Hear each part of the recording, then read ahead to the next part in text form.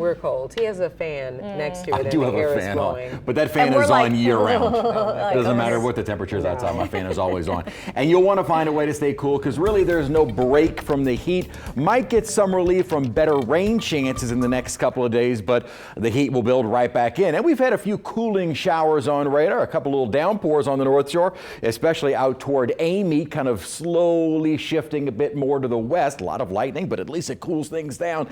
And then well south of the city, you might see some of those taller cloud tops south of us. Those haven't really amounted to much of anything. So only a few isolated cooling showers. Picked up 1600ths of an inch though at Slidell and 400ths of an inch up in Hammond. Yesterday, kind of that brief downpour that fell over the city, we're able to pick up over a ½ inch of rainfall. That was yesterday. No rain around the metro area today, but at least we do get a little bit more of the cloud cover. Almost looks like a little boundary that's helped a lot of these showers and thunderstorms kind of fire up today.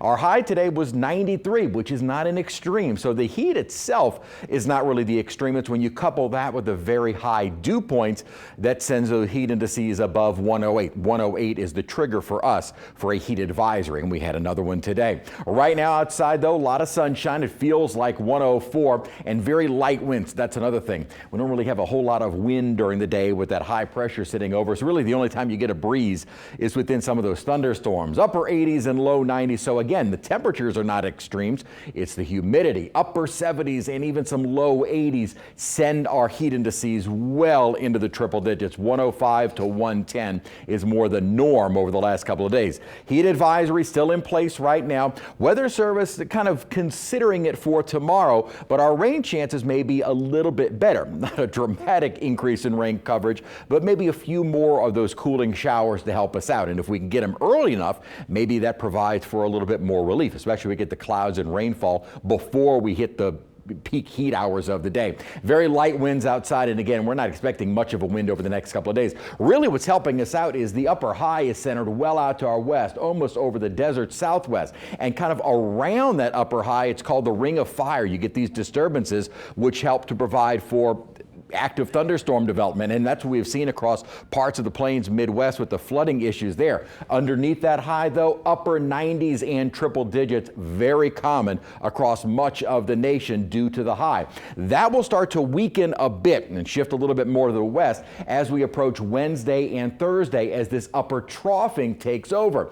The upper trough might send a disturbance our way late Wednesday into Thursday. If that does happen and we can get the clouds kind of earlier in the day, then our high temperatures would be kept in check for Thursday and not seeing the extremes, but that is short-lived as the upper high starts building right back over us and in fact intensifies for the weekend. So this would likely kill any rain chances and send those temperatures more into the mid, maybe even some upper 90s. So the heat will continue, and our temperature outlook right through past July 4th calls for a high likelihood of those temperatures to remain above normal. So as I said, not much relief anytime soon. We have been getting little weak disturbances to at least help trigger a few showers and thunderstorms, and that has been about it. May see some development during the day tomorrow, but not a whole lot. What may help us out though is kind of a complex that'll move in again late Wednesday into early Thursday and perhaps bring us a decent soaking of rainfall, but also if we can kind of start the day Thursday with the clouds and some rain,